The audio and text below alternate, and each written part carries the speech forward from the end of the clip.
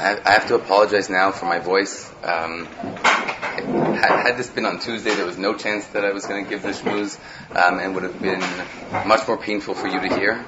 So please bear with me. Try my best. There's a Ramban in the parsha in a few weeks. The Ramban asks an interesting question. He does the math. It's actually a question he quotes from the Ibn Ezra. He does the math and he says that Yocheved, Moshe's mother, was I think 130 years old when she gave birth to Moshe. Pretty impressive.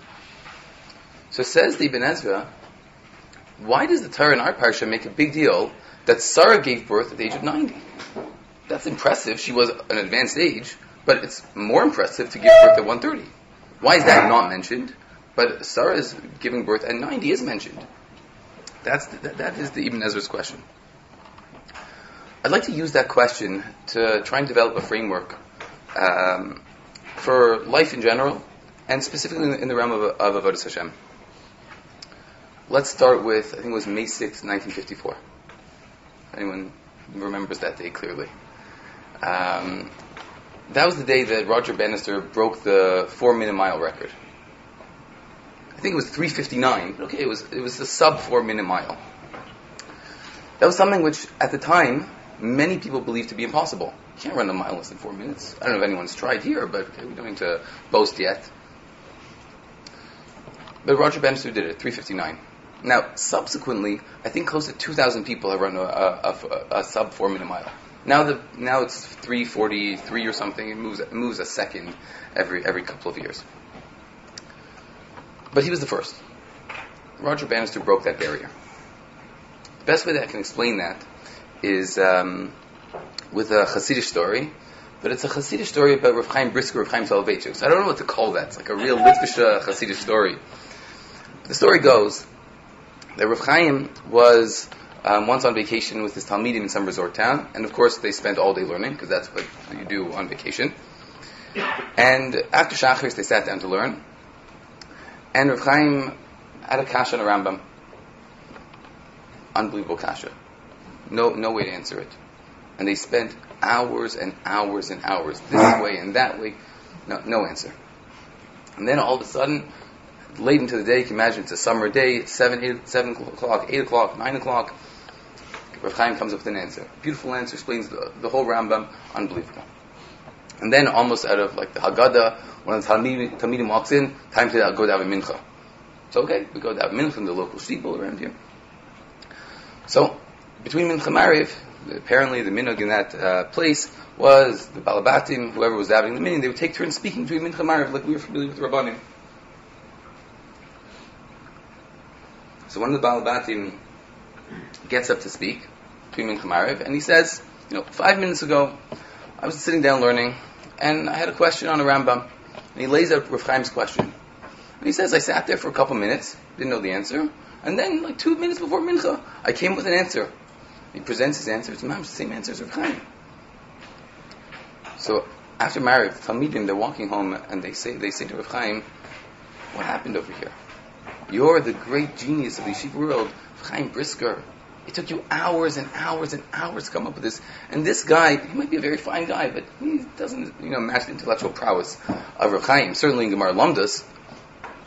And it took him all of 2 minutes to come up with the same answer. How do you explain that? Aren't you embarrassed? So Rav Chaim said, with all the humility that could be said with this statement, he said, let me explain to you what happened. This is a really difficult kasha. This is really difficult. You had to really, bring this one down, fight this one down from the Shemayim. There's only one person in the world that could bring down the Shemayim. That's me. Once I brought it down to the world, it's open to everyone. And therefore, I brought it down to the world, and this guy picked up on it. But I was the only one that could bring it down. Now, I don't know what that means in terms of our learning. That's beyond me to explain in terms of our learning. What that does mean, and I think what the story underlies, is the Roger Bannister effect. The breakthrough. There's something called breaking through. But once it breaks through, now the floodgates are open. That's maybe the answer to the Ibn Ezra's kasha. Why is the Torah emphasizing that Sarah is giving birth at 90 and not Yocheved at 130? Because Sarah broke through the barrier. That was the breakthrough. It's more impressive in a certain sense to give birth at a more advanced age. Yes, but who broke through the barrier? What was that? What was that real that started this off? That was Sarah. Maybe this is what Chazal mean when they say Kol Haschalos Kashos. That all beginnings are difficult. The Maharal, in several places, explains that the reason beginnings are difficult is because essentially what you have is you have an act of creation. You're taking something which exists in theory and you're putting it into practice. You're creating a new reality that does not yet exist or does not yet exist in this form, and therefore extra effort is needed to push through to get that thing into the world until it stabilizes. Once it stabilizes, then it kind of goes. This is something that exists on a macro level, what we've been describing, in the creation of the world, and ideas coming down from Shemayim. But it exists on a micro level for each of us as individuals. It's hard to get started. Whether it's hard to get started in yeshiva, or hard to get started learning Gemara, keeping Shabbos is hard to get started. It's hard to get started in marriage. It's hard to get started with a job. Lots of things that are hard. And really what we're looking for is we're looking for our breakthrough. They tell a story about a yeshiva guy who spent a good number of years learning yeshiva before he decided it was time to go into the working world. So he found an apartment, got a job, and his parents decided to help set him up. So they bought him a new bed, furnished the room, and his father took him to get him some new suits for the job, and his mother gifted him some cookbooks. Guy in yeshiva, lived at home in yeshiva, never really cooked. So they set him up like that. A few days later, they have a call. How's it going? So he says it's great. The job is exactly what I wanted. It's rewarding and challenging simultaneously. I'm getting to use all my kochos. The roommates are great. They're nice. They're sensitive. I found a minion. I'm learning. It's great. So his mother says, and what's with the food? Are you eating anything other than pizza and schnitzel? So he says, not really. It's difficult. She says, difficult? I went to the shop. I asked them, give me the simplest cookbook. Give me cookbooks that spell it out. Take this. Pour this. Mamish. How could it be difficult? You're a smart guy. You're a capable guy. So he says, I've tried, but it doesn't matter what I try. Pasta or chicken, it's all the same. I can't get past the first step. He says, what are you talking about? He says, it says take a clean plate. I can't find a clean plate anywhere. Just the first thing. Once you have the first thing, then it kind of flows. We're all looking for our big break. Actors are looking for their big break. Ball players are looking for, this is the breakout season. This is when I'm going to break out. But sometimes we feel like we hit a glass ceiling. It's not going the way I thought it would. I expect myself to be further. Well, I used to be like this, and now. So what I'd like to propose are 3 suggestions of attitudes of how to think about this, and 2 more practical suggestions. One attitude we'll call the Rabbi Kiva attitude. Chazal describe that what catapulted Rabbi Kiva to his position of prominence in our Masara is the vision of the water and the rock. What did Rabbi Kiva see? Rabbi Kiva saw that the slow process, the dripping of the water day by day, it was able to penetrate. Rabbi Kiva said, so if it's able to do that for the rock, you can do it for me. Rabbi Kiva understood that you look at the long haul. You don't look at every individual moment, because if you look at every individual moment, nothing's really happening. The same thing happens if you think about boiling water. Some of us make pasta, maybe. So it's self-understood when you put the pot on the stove, so nothing happens right away. You touch the pot, it's ice cold still. You come back a minute later, you touch it, oh, this is warm, but it's nowhere near boiling. Yeah, but it takes time. And we don't look at every moment as, well, that was a wasted 30 seconds on the stove. Why did I put it there? I should have come 30 seconds later and then it would have gotten hot. Because look, 5 minutes, that's when it got hot. No, it takes the time. You have to put it as the accumulation of the effort. The Maharal describes that if we think about this in terms of the challenge of learning Torah, he says, part of the challenge we have in learning Torah is that we're molding our brains to the Torah. But that's like fitting the circle and square. It just doesn't fit. I'm coming from over here, and Torah's over here. So it's a process that takes time. Day by day, the shapes shift a little bit. And every day, the circle and square are a little bit closer that I can fit them together. Eventually, oh, look at that, it fits. It makes sense. But it takes time. That's attitude number one. Let's call it the Rabbi Kiva attitude. Attitude number two, we'll call belief in self. Soloveitchik, in this Urim they published about Chala, writes in his introduction, he's discussing the episode of the Merag and the spies.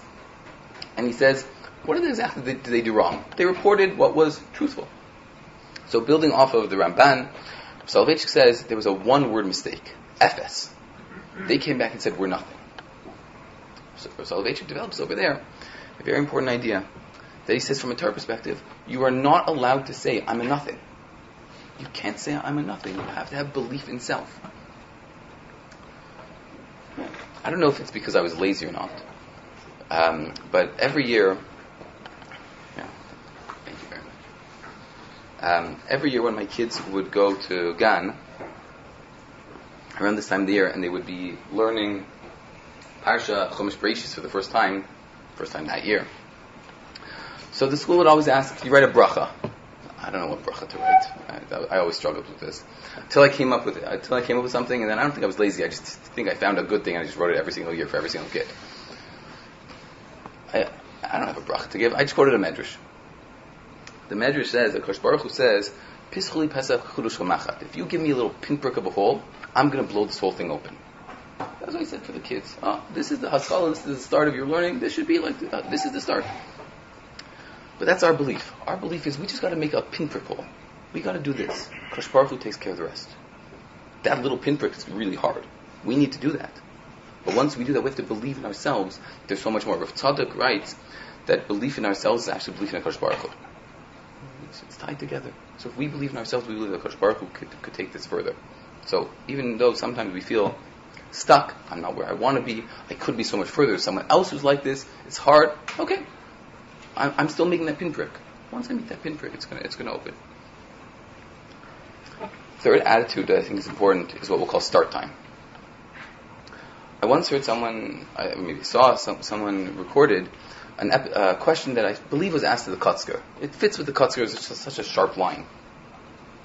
They asked the Kotzker, or perhaps the Kotzker, why is it the Chazal say Kol Haschal is Kashos? Everything's hard at the beginning. Yet we find things that aren't hard, not at the beginning. You have people who are struggling at all different points. Why? It should be hard at the beginning and then it should get easy. Are Chazal wrong? The Kotzker had a very sharp line. He said, because they didn't start yet.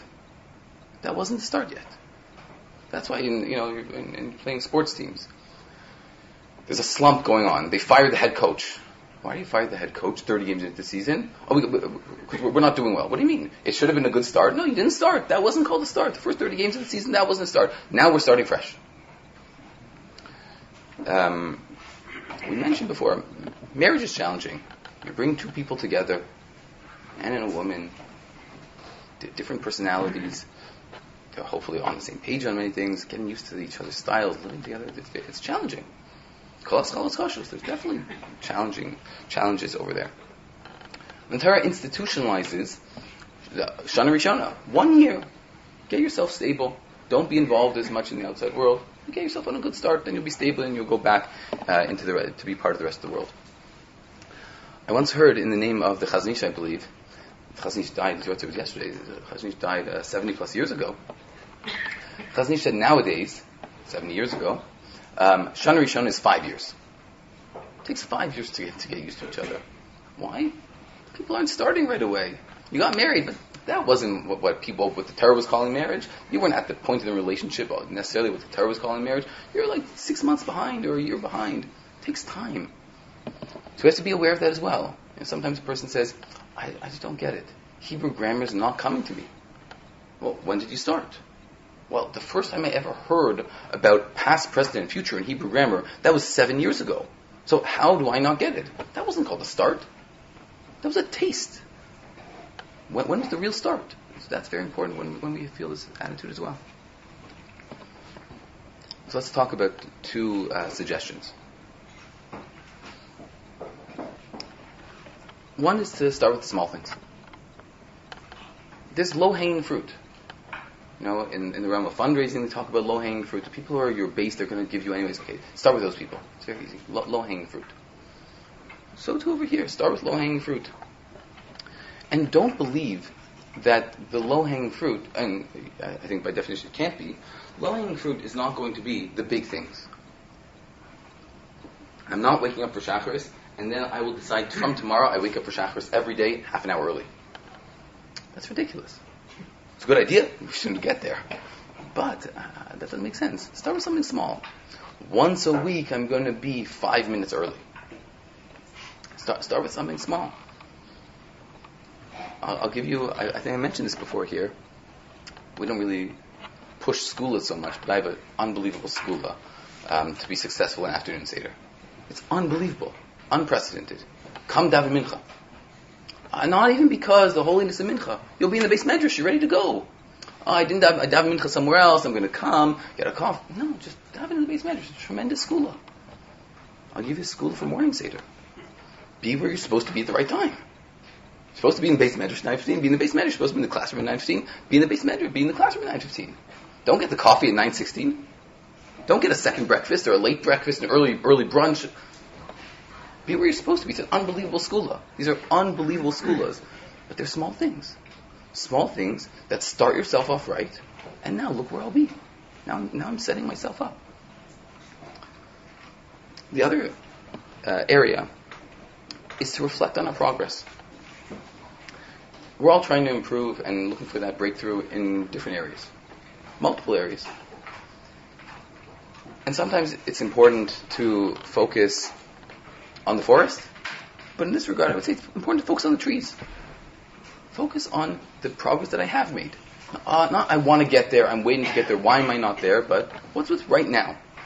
Right now. There's a pasuk in Kailas, I believe, which says, Leiv chacham liyamino, the wise person's heart is on the right, Leiv ksil l'smalo, the fool's heart is on the left. The Gra says, what's the meaning of that pasuk? It says the Gra, imagine a Hebrew siddur, a Hebrew language sefer. You open it up. Says the Gra, what's on your right, what's on your left? On the right is what you've read, what you've accomplished. On the left is what you haven't accomplished. Says the Gra, that's the difference between a wise person and a fool. A wise person looks at the right side and says, look at what I've accomplished. A fool looks at the left side and says, look how much I have to go. So, yes, of course, we all have aspirations and we're looking for that breakthrough. And we hopefully in Yirtzeh Hashem we'll get to that breakthrough. But we have to focus on what we have done. And if you think about it, we've made tremendous progress. Let's just give an example. The realm of Shabbos. Someone hears about Shabbos on campus and says, you know what? I cannot go on a phone for all Shabbos. One app I'm not going to go on for Shabbos. And now you're not going on a phone for 3 days straight of a 3-day yontif. That's a big progress. I'm going to go out to eat, but I won't have meat and milk in the same plate at the same time. That's my level of kashrus. And now I'm hearing about mahadrin hashgachas and things like, think about where I come from, where I came, where I am right now. I didn't progress because Shabbos is still hard and I can't. Okay, but think about where I came from. So, just to crunch, 3 attitudes to think about when we find ourselves inevitably on the verge of, hopefully on the verge of, but not quite having had that breakthrough yet. 1, the Rabbi Kiva attitude, it's a long process. 2, the belief in self, we will break through. So I need to do my part, get that pinprick, and then HaKadosh Baruch Hu blasts the whole thing open. And number 3, when did I actually start? What was the start time? And 2 suggestions of perhaps how we can focus to get ourselves a little bit closer to that breakthrough. Number one being start with small things, the low-hanging fruit, some skulas we gave. And number 2, every once in a while, reflect on the progress. What have I done? That'll inspire me that I'm capable of doing more. And with that, Yirtzeh Hashem, we can have a zman and really a life of breakthroughs, of accomplishing what we want to accomplish.